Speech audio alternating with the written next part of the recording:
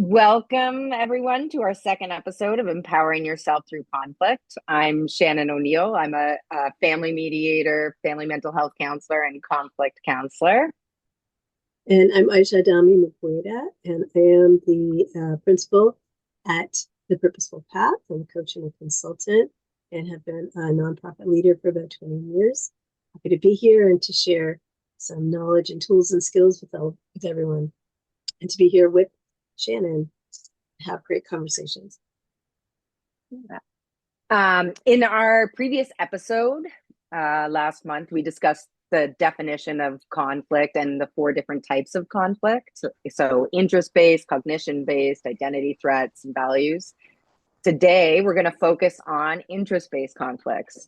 We're going to discuss some examples in the working world, and Ayesha will provide some coaching guidance on how to effectively negotiate when you identify as being in an interest-based conflict, both from the leadership perspective and also from the employee perspective. You can watch our first episode, and Ayesha will talk about that. And we invite questions, feedback, and curiosities through the comments or DM us. And we will be offering these conflict and coaching LinkedIn Lives the last Monday of every month through to November. Absolutely. Thank you, Shannon.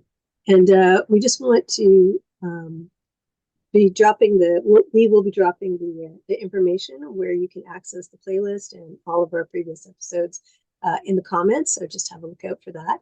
And we just want to give you a little bit of a disclaimer about these conversations that we have and the suggestions and the expertise and skills that we're sharing with you. We're reminding all of you that while our discussions and offerings in these sessions are widely applicable to everyday conflict, any situation where you are at risk of harm in any way, mentally, physically, emotionally, or any other way, that should be dealt with through professional or formal channels. So please be compassionate with yourself and use what we offer, as well as any other tools to make informed decisions about your situation and what's applicable to you. All right, Shannon, so let's get started. Tell us a little bit about what is interest-based conflict. Interest-based conflicts are conflicts that are generally about a resource. So a resource being money, water, oil, time. And it's the perception that either I get the resource or you get the resource. And generally speaking, when we have conflict about it, it's not an and, it's an either or. And so we see a lot of like the scarcity theories, right? Where there's not enough to go around. And so it really is a fight to accumulate as much resources as you possibly can in order to survive. Right. Yeah, so it's really kind of like a win-lose scenario. It's everybody looking out for themselves, essentially. Yes, that's how it feels. But you can see that, like, in communities, right? Communities may fight for the resources as a collective as well, on the broader scale, but individually based, like, the big argument is who gets the pie. Yeah. I want the pie. No, you want the pie. Yeah.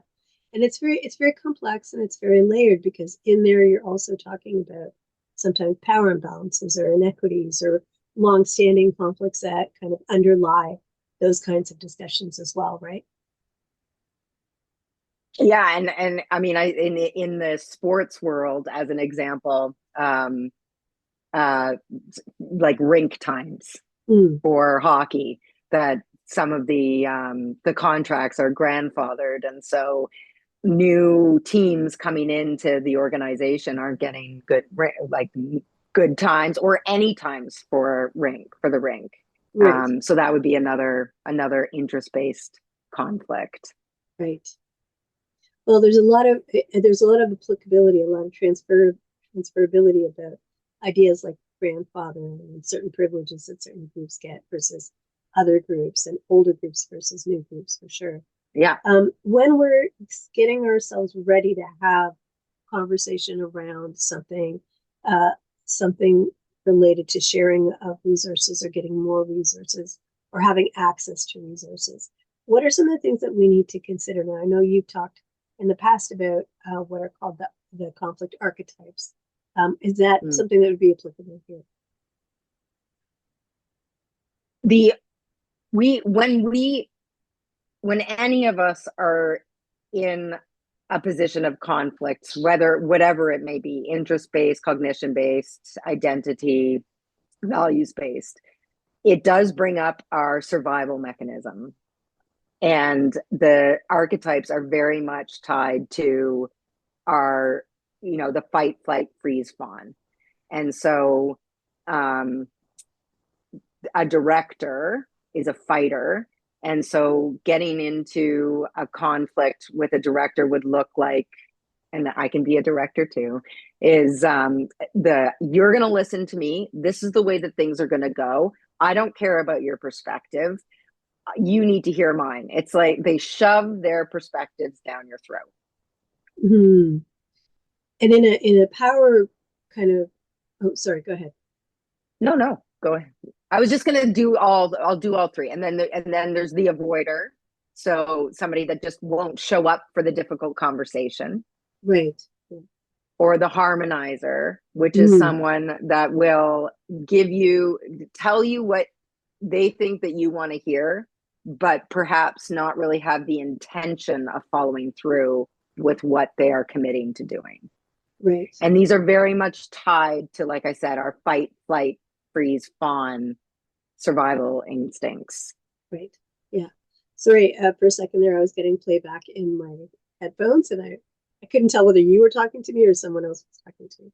So when we're talking about these archetypes, what we're also talking about is how they show up in terms of power imbalances. So when you're talking Yeah, about the director, it's yes, it's the dominance of one person's opinion over another.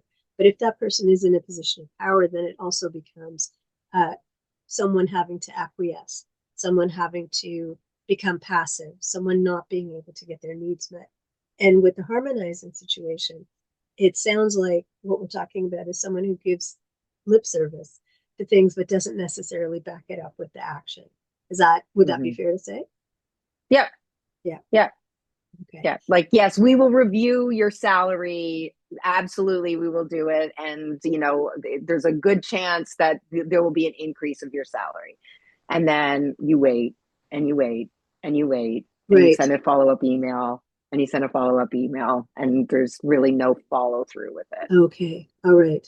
So those are obviously difficult challenges that people face when they're navigating these kinds of negotiations. Are there any other archetypes that we might come up against in these conversations? Those are when somebody does not feel or does not have the skills and tools to be able to collaborate and have an effective difficult conversation. Okay. And that can be, and what can that look like in terms of someone who's trying to have, like, this is the other thing is that sometimes we think that we are responsible for creating an environment of equitable conversation. So we Right. come being more open than perhaps another person across the table. So, what are some things that we would look out for to show us whether this is a conversation that's happening in good faith or not? That the other person is wanting to hear our perspective, Mm-hmm. that you know the first, like in anything, our first responsibility is being self-aware as to who we are in these difficult conversations. Like, Right. are we negotiating in good faith? Are we looking for a balance between the relationship and our needs, and making sure that we're communicating what our needs are? So there's a lot of prep work that goes into having these difficult conversations. Um, if you notice that someone has no intention, or you feel as though that there is not an intention to have this good faith conversation, Um, I would double check, are you sure? The Thich Nhat Hanh, are you sure? So you can ask, I'm sensing that this is not something that we're going to be resolving today. Mhm. Is that right? And if I mean, your body's going to know, right? If your body starts shutting down and feeling like it needs to protect itself, then I would suggest that that's a conversation that can stop at least for that time. And you can revisit it at another time when hopefully the other person is willing to have the difficult conversation. Yeah, I think that's very valuable for people to just have, for all of us to have this kind of connection with ourselves and pay attention to the messages that are coming from what I call our core elements of body, heart, mind, and spirit. Whenever you are feeling like your body is telling you something, and it may not be shutting down, but you're feeling like your pulse is rating is getting faster, your pulse rate is getting faster, or you're clenching your jaw, or you're clenching your fist. Like it's about noticing when your body is telling you this is someplace where you need to maybe take a break, take a pause, step away from the conversation. It's also not easy for in this kind of um, society or the kind of mentality that many of us have, which is instant gratification. We want to know right now. We want to know right away. And if you're not going to give me a decision right now, then I'm going to go. How do we manage that in a way, our own anxiety or our own feelings of unworthiness, undeserving, fear, uncertainty? How do we manage that on our side, right? So from a coaching perspective, a couple of things for us to think about are either whatever side of the table that we're sitting on, what does it mean to come to that conversation in good faith, right? So you said not just looking at the other person coming in good faith, but us coming in good faith. Are we coming with the idea that we want to convince the other person of our position? Are we coming with the idea that they need to get in line with what we have to say? Are we coming with like biases about this particular person? It never works out for them. They always overreact. They're not going to listen to me, right? So when you're Yeah. talking about the prep work, these are really important things too to think about. Is how are we coming to this conversation? What is the objective that we want to have? What is the outcome we want to have? And when it comes to prioritizing the relationship, that can be tricky when perhaps there isn't a good relationship. So tell us a little bit about when there isn't a good relationship, how can we navigate it still in good faith towards the outcome that we want, but in a way that's compassionate to us and compassionate to the person in front of us? So I'm an optimist, generally speaking. Right. So I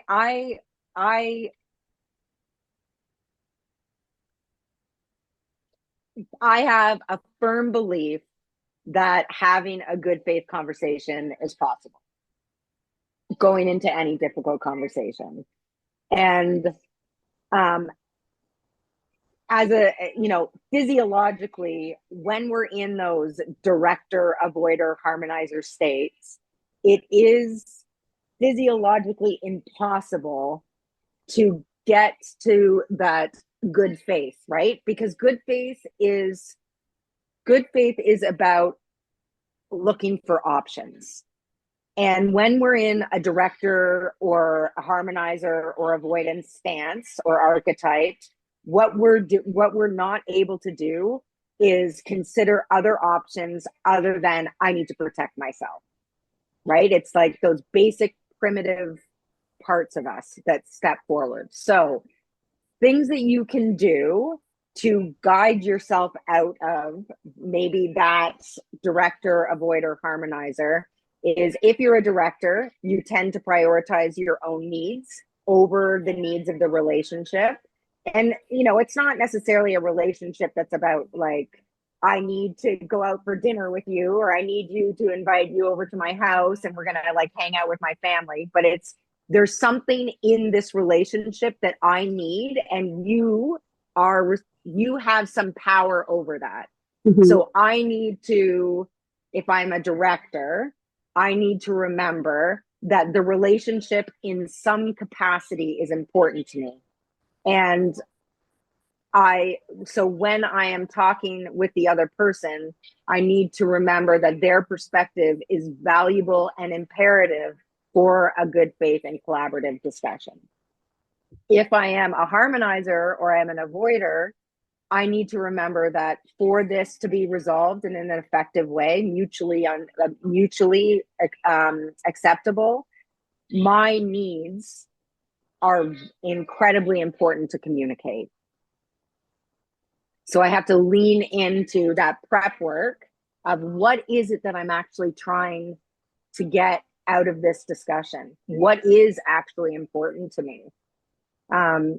Is it because we feel like conflict feels like crisis. Going back to what you were saying before, like it feels like crisis. It feels like something needs to get figured out right now. I need this feeling to go away. And so I need this to get fixed.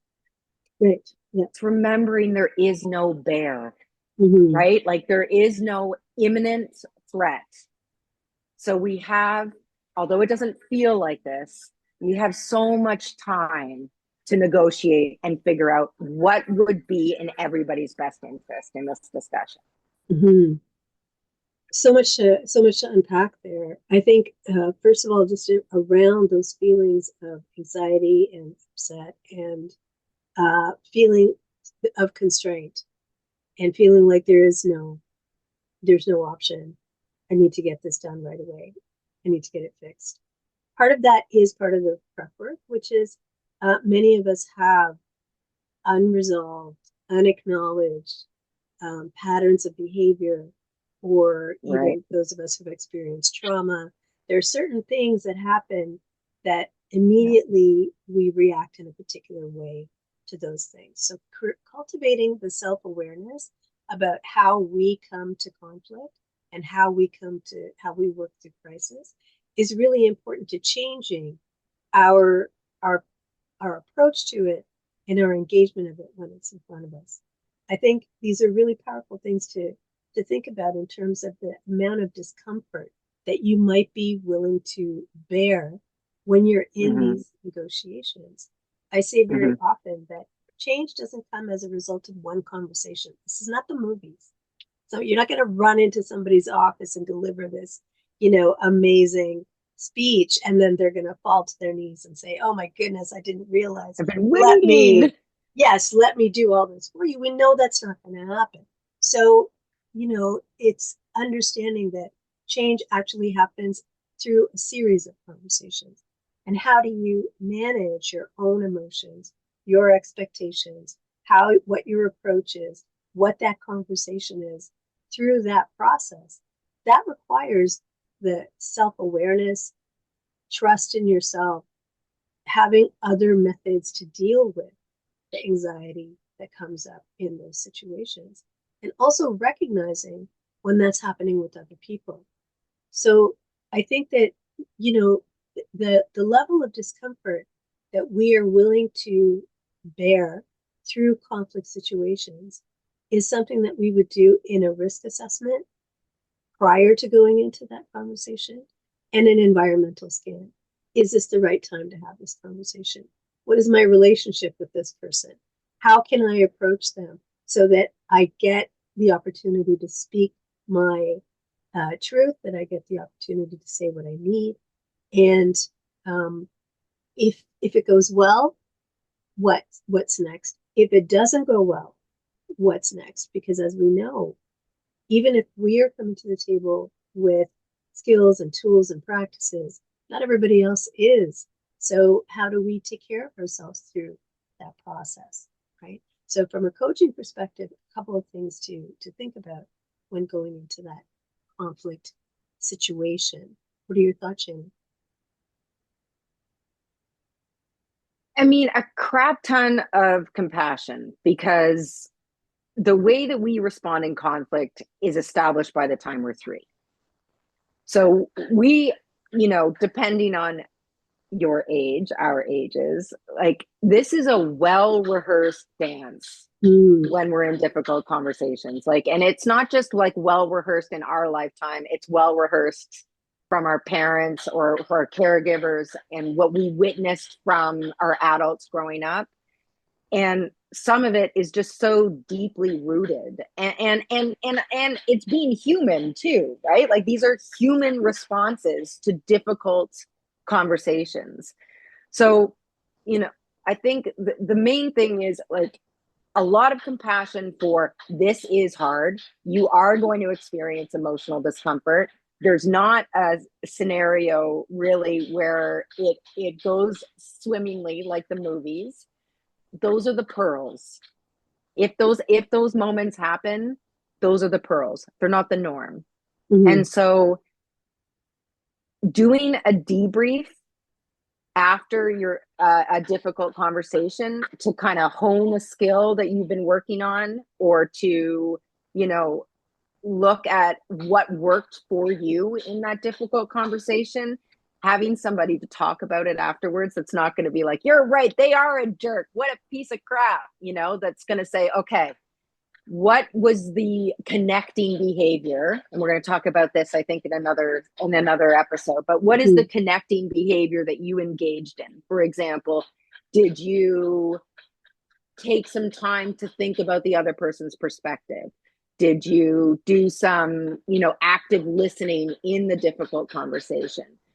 Or what disconnecting behavior did you do that you want to maybe stop doing because it's not effective?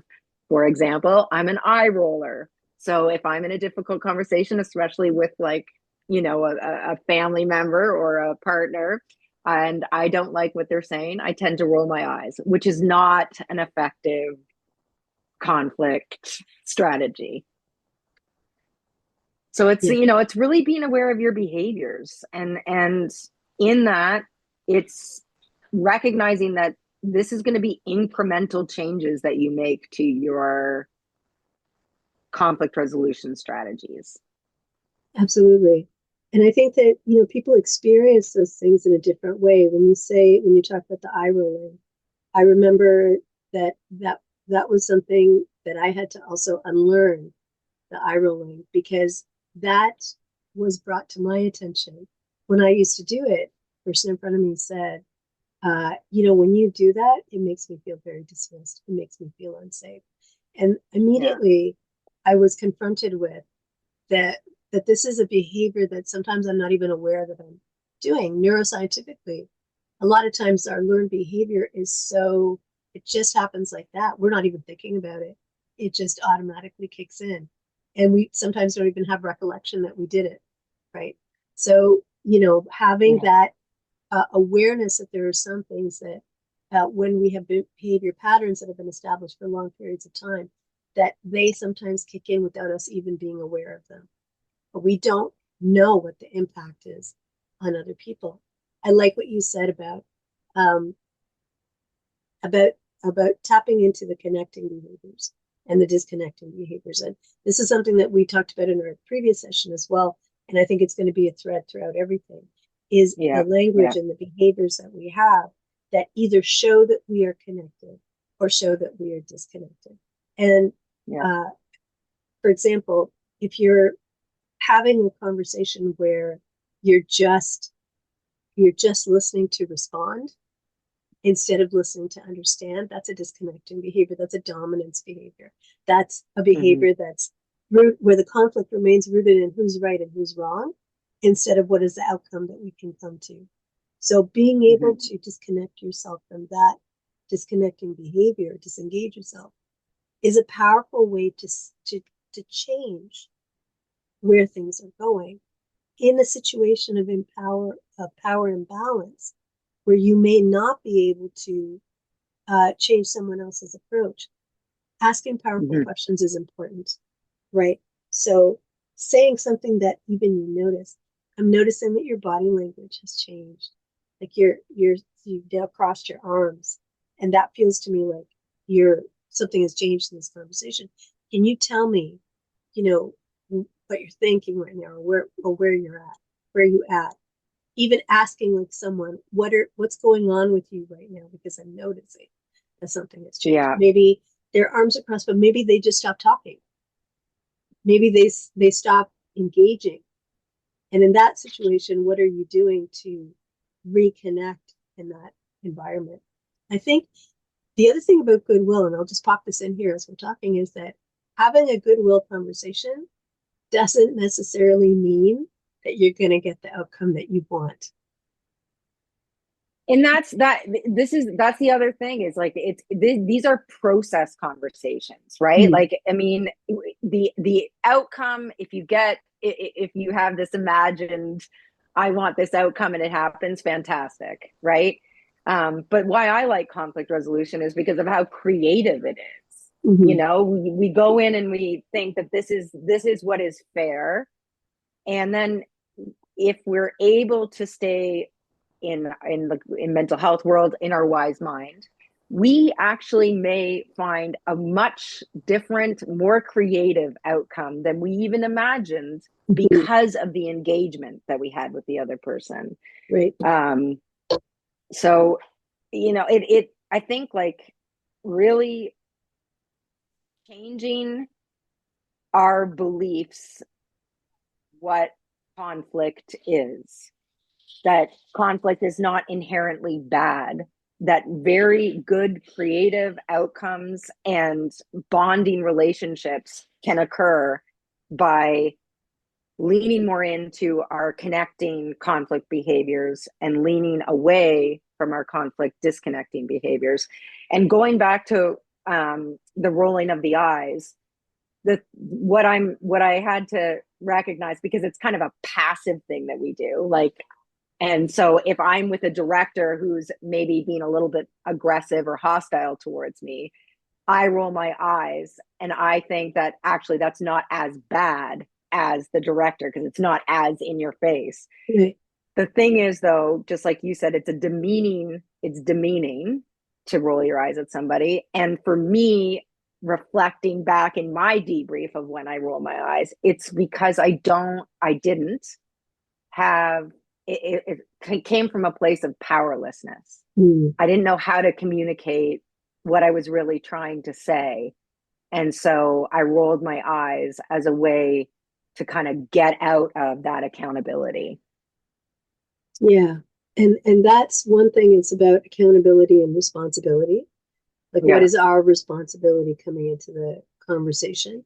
And then also, how do we hold other people accountable to the conversations that we want to have?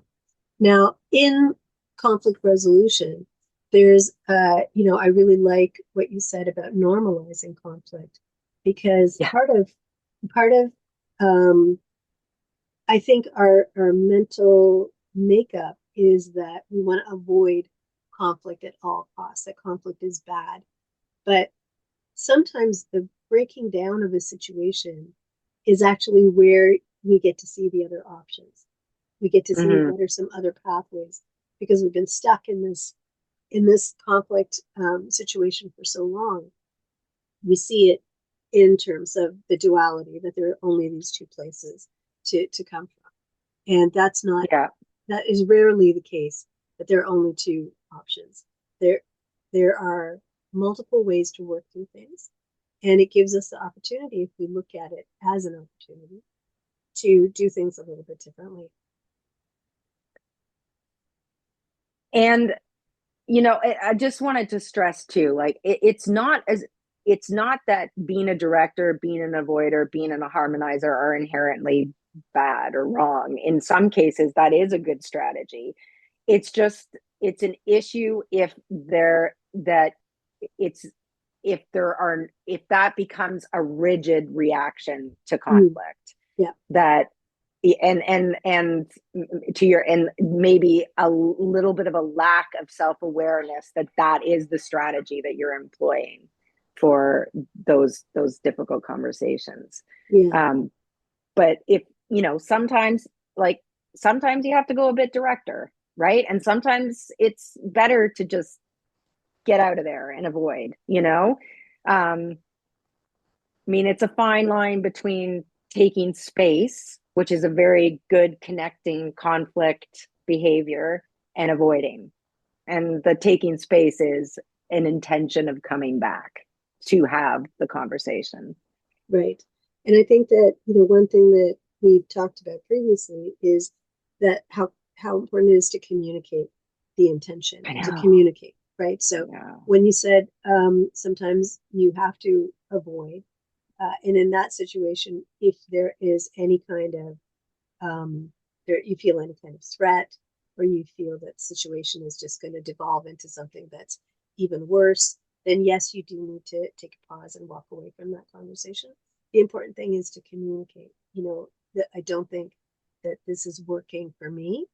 And it's also the language that we use. So saying things like, you don't get it, or this isn't working Yeah. for us, anything like that, You. right? Yeah. Or Yeah. Yeah. anything where we're talking about making a decision for both parties.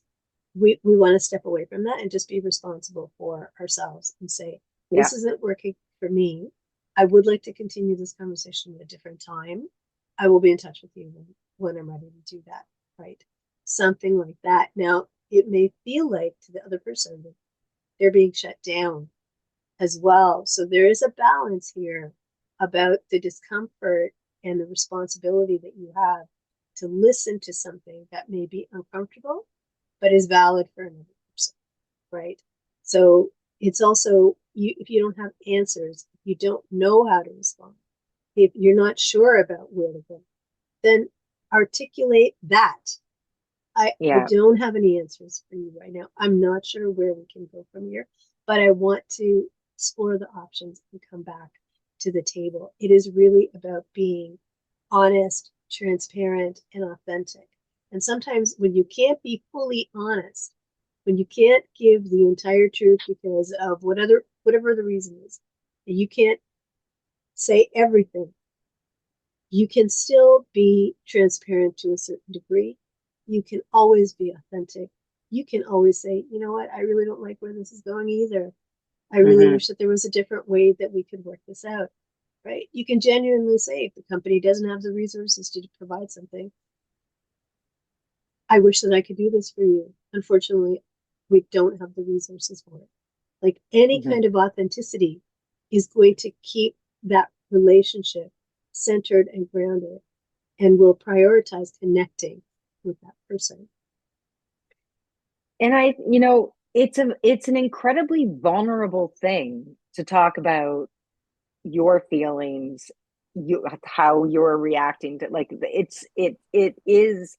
So going back to trust, like, because it is such a vulnerable communication strategy to be authentic, you really do need to trust yourself in this.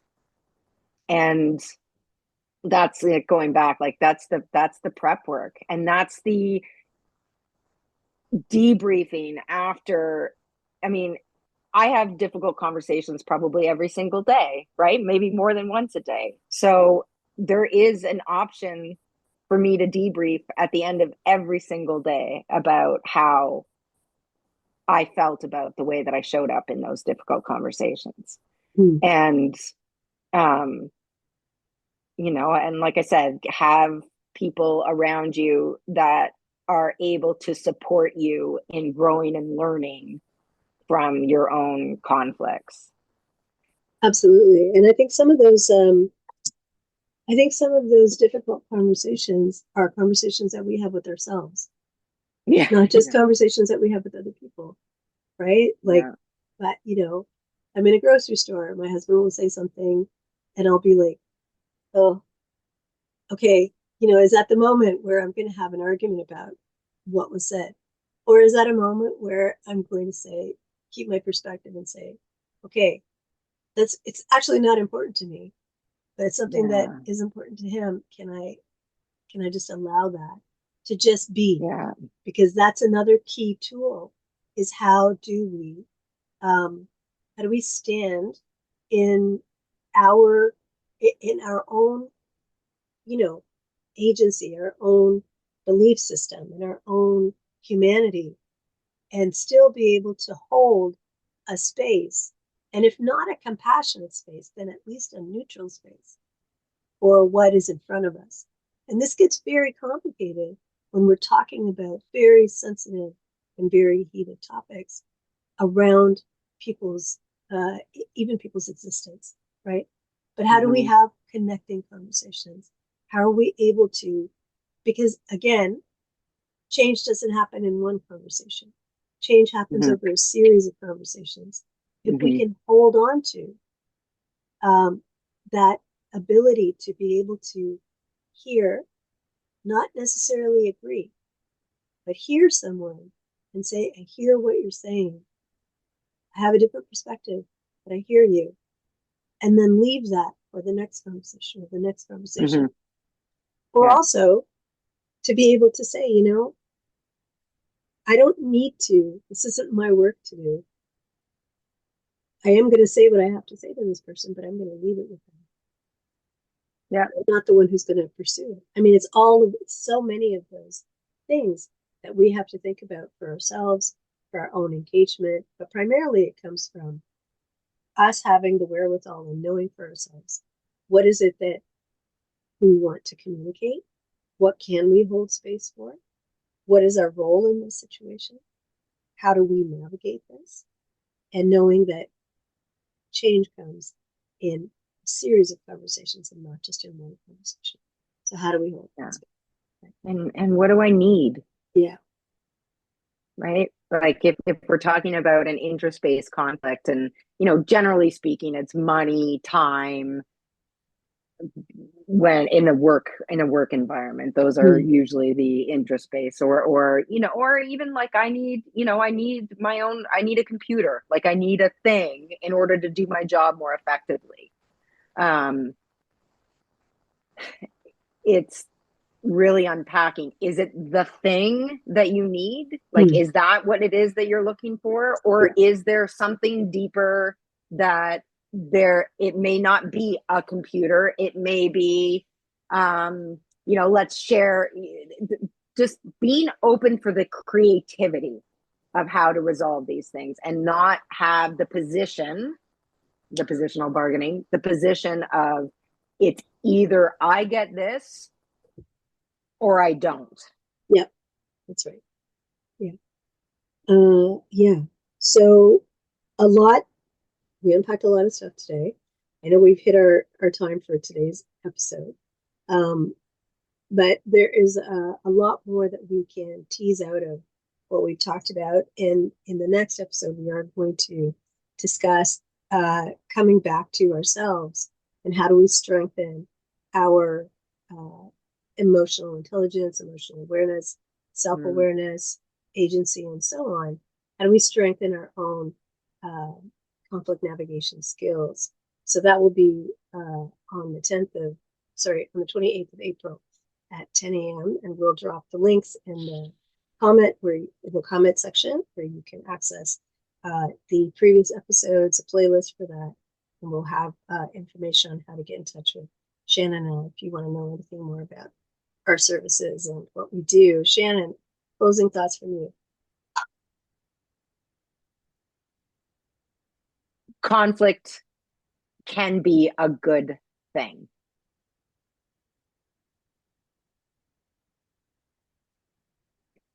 That's it.